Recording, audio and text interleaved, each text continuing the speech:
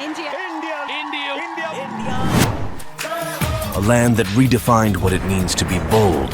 Through centuries of tradition, adventures, flavors, and people, bold became a way of life. Now, in international motorsport, we carry on this legacy. We announced our presence in Japan and cemented our place in history. We are the first Indian team to bag a podium in FIM history.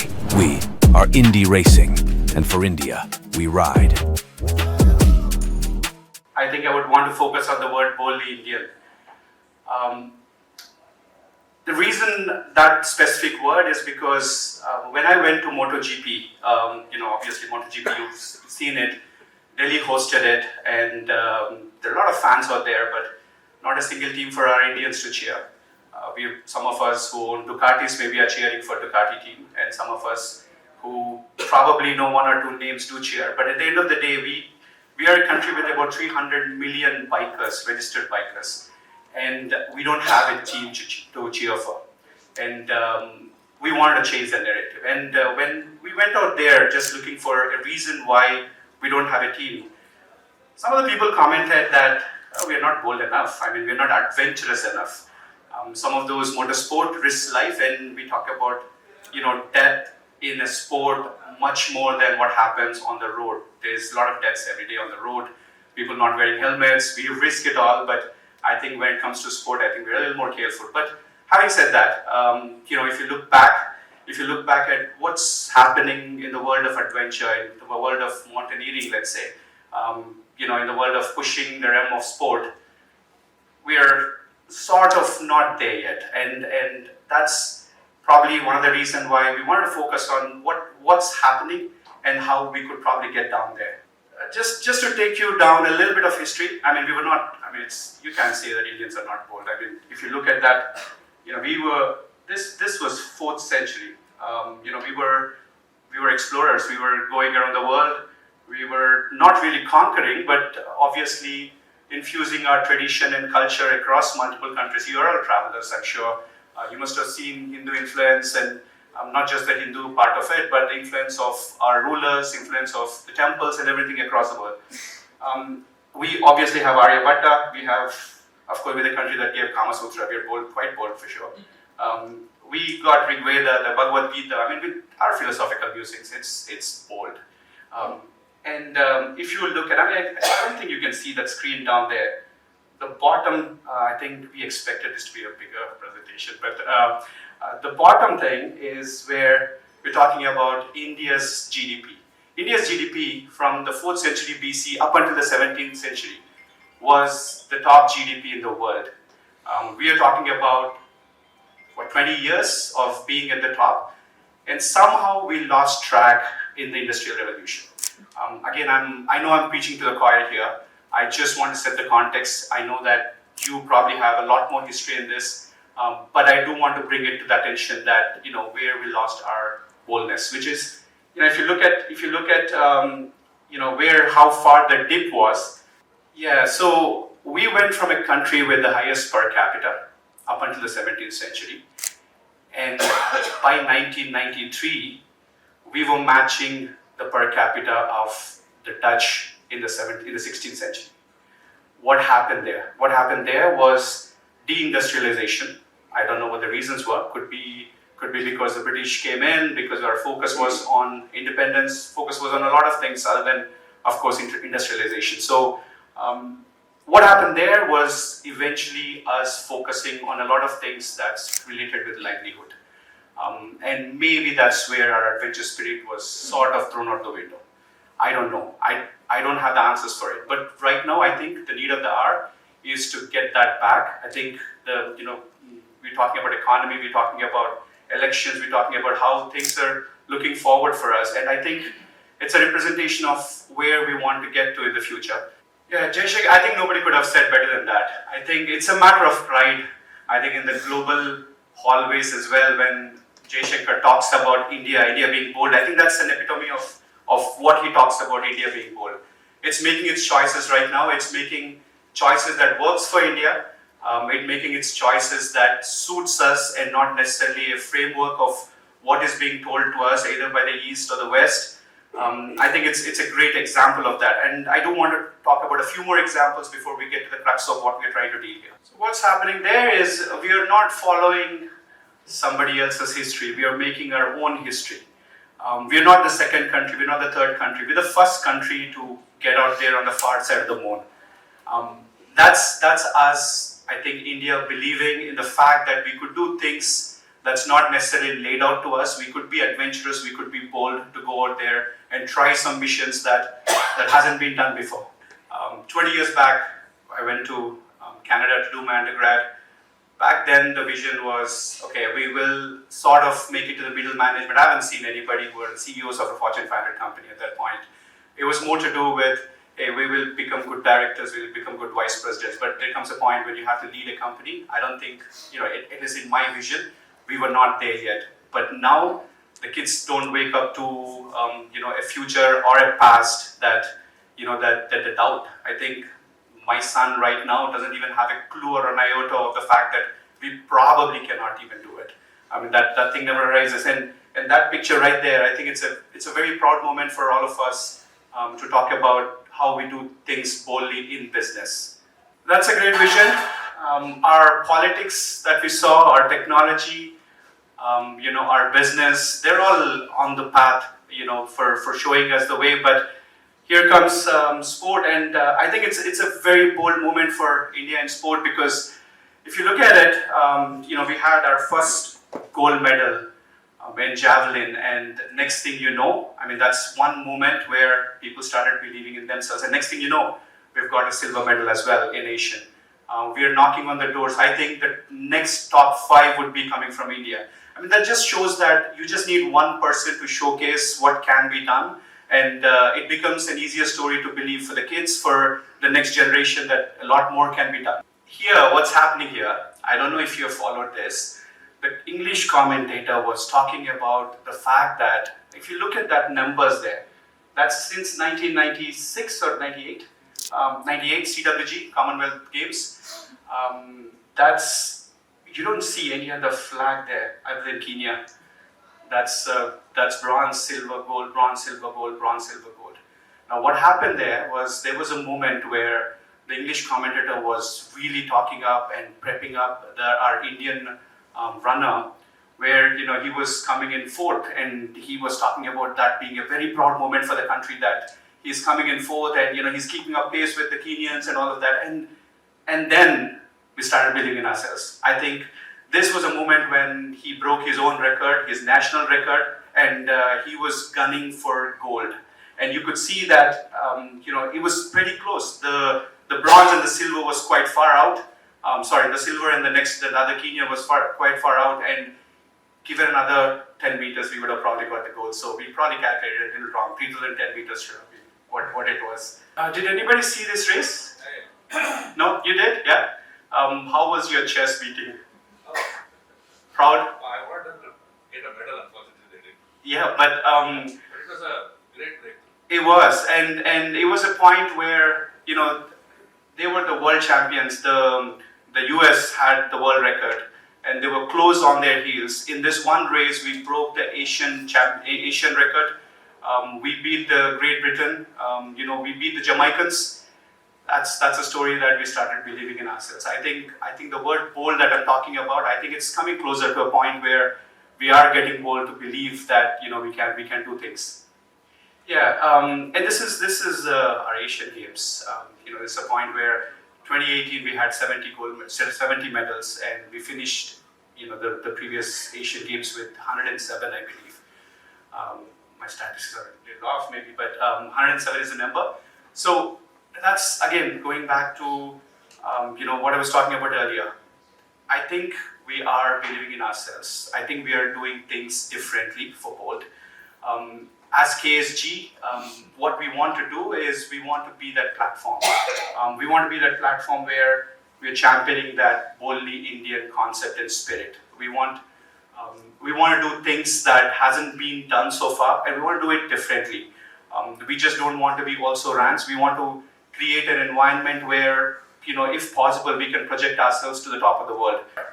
Just a background on this. So we just launched a racing team called INDE Racing. It's the first time India has participated in the World Championships. I have no idea why we don't have a racing team so far that has participated in the World Championships. I have no idea. I'm not from the racing background, neither do I have any experience with racing or any racing friends.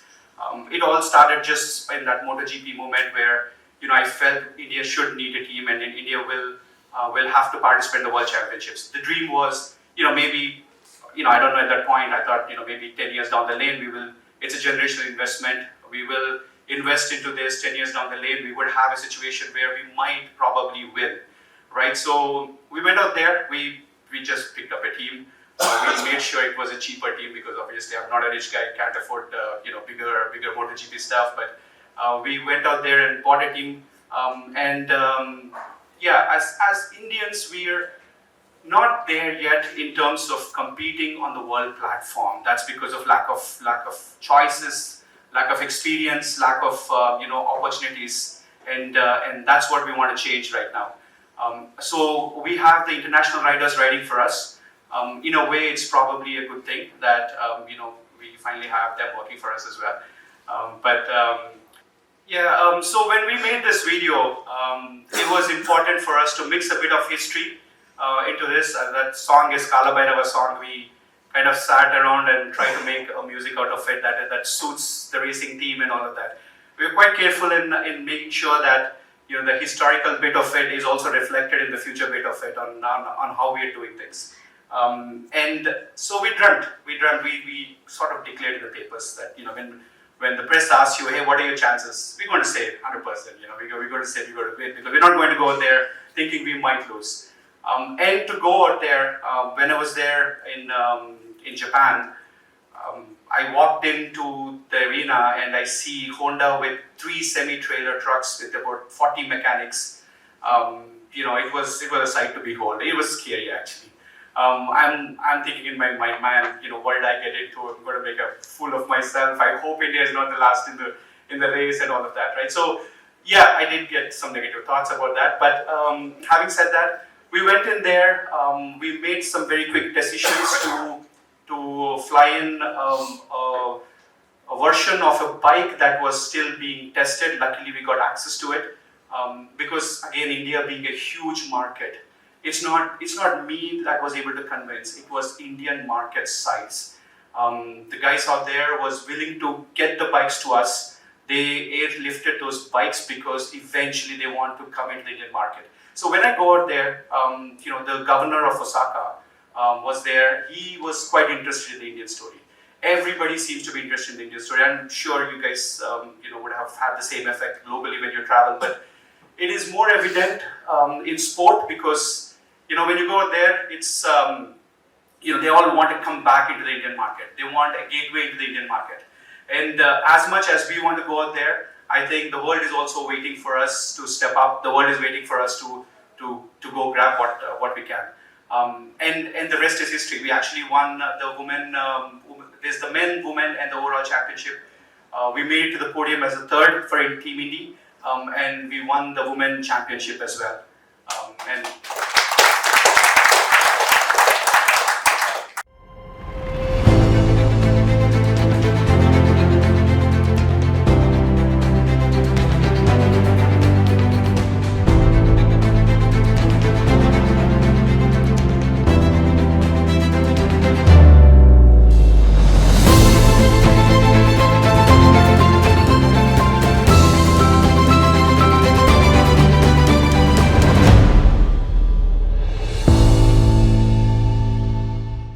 That's a manifestation of a dream where we kept saying, okay, we're going to win, let's do whatever we can win and all of that. And I think we did things a lot more differently as well.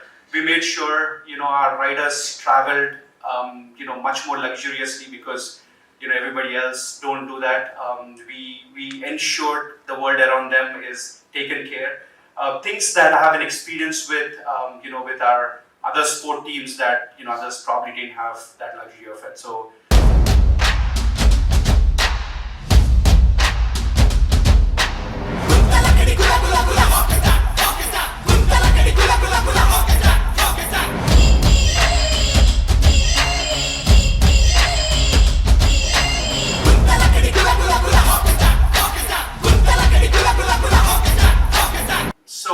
That's Hyderabad Blackhawks. It might as well be Chennai Blackhawks as well because the kind of support we were getting the other day.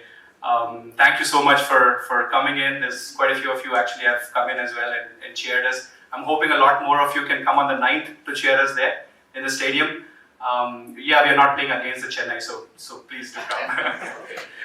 And yeah, what's bold about this? This one here particularly is I'm also a significant investor in the league. What happened in the league was that we built the league around a concept of TV first and India first. What we wanted to do is historically across the world we have a 25-point system. Volleyball's got leagues across the world for the last 70 years. There's the Italian league, which is the biggest league in the world. They have about 260 million viewership, and you know, when we started this, FIVB did not even recognize us as a league. I mean, they're like, good for you guys, yeah, keep doing what you're doing. And so we were lucky to not be in their notice, and we changed the rules quite a bit. We created a 15-point system. We created a super serve, a super spike, you know, a super point, things that changes the dynamics of the game and makes it more appealing to the TV audience. And we changed the ball, we changed the entire format, especially around what it is to India, because we wanted the Indian ecosystem to grow. And the first year we had 130 million. FIVB sat up, took notice. They're like, what the hell are you guys doing? How'd you get 130 million? Well, that's because we have the population for it. But the next year, which is season 2, we had 206 million cumulative viewership. Now that is something that is number 2 in the world. So we have created a league in second year that is the number 2 league in the world. And we have done that. The reason I say boldly Indian is because we've done that India first. We have, of course, IPL was there to show us the way. But again, you know, we didn't follow the West. We didn't say, hey, this has been working in the West, so can we copy it? No, we just went out there and just did something very differently. And Blackhawks continues to do things very differently because we take up a lion's share of the social media. We're pushing in the social media. We have, I think, from a social media perspective, we have a lot more viewership than most of the ISL and the PKL teams and all of that. So. పులి పులి పులి పులి పులి పులి వచ్చేటప్పుడు పెద్ద పులి గిలి గిలి గిలి గిలి గిలి గిలి పెట్టొద్దుక గోలు గిలి అదిరపన్న హైలెస్సా తెలుగు సాగు ఫేమస్సా అదిరపన్న హైలెస్సా తెలుగు సాగు ఫేమస్సా అదిరపన్న హైలెస్సా తెలుగు సాగు ఫేమస్సా అదిరపన్న హైలెస్సా తెలుగు సాగు ఫేమస్సా అదిరపన్న హైలెస్సా తెలుగు సాగు ఫేమస్సా అదిరపన్న హైలెస్సా తెలుగు సాగు ఫేమస్సా. What it is actually, the reason I included that in this is because we were in, these games were conducted in Jaipur, the entire season of handball. Handball is quite new to the Indian system. Of course, a lot of people have played in the schools, but you know, creating a league out of it, and we were skeptical in terms of, you know, how the popularity of the league is going to be. Luckily, we had about 30 million people watching us, but the entire games were surrounded, you know, in and around Jaipur. It was a North Indian city. South Indian Telugu, you know, you would obviously expect no fans to be there in the stadium. It's quite surprising that the royalty of Jaipur came to watch our games, 4 of our games, and had to skip the Rajasthan games because, you know, they were sort of attached to the games now by the time the 4th game happened. So what I'm trying to get to is, it is boldly Telugu, it's boldly Tamil, it's boldly India. It's I think from the fact that, you know, it's wonderful that we try to protect our language, protect our, you know, the culture. We protect our, you know, sense of where we belong. Create those smaller communities that people can relate to. I think that's what we're trying to do. Part of the boldly Indian theme is where we are trying to create that sense of belonging within the communities. You know, where they feel that, you know, they are part of that ecosystem. Yeah, that comes to the end of it. I think.